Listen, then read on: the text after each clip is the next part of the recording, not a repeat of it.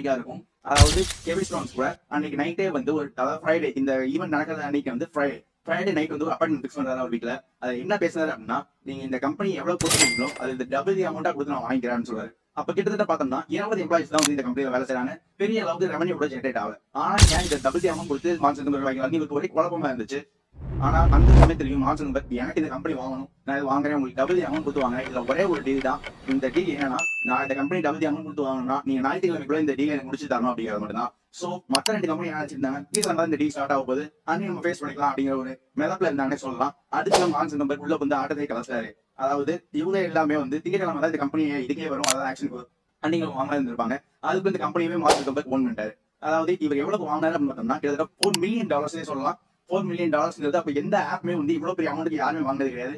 அது இன்னைக்கு வாங்கினதுனால மார்க் தலையெழுத்தே மாறிடுன்னு சொல்லலாம். இந்த மாதிரி நியூஸ் வீடியோ உங்களுக்கு தெரிஞ்சுட்டே இருக்காது. நம்ம சேனல் ஃபாலோ பண்ணிங்க.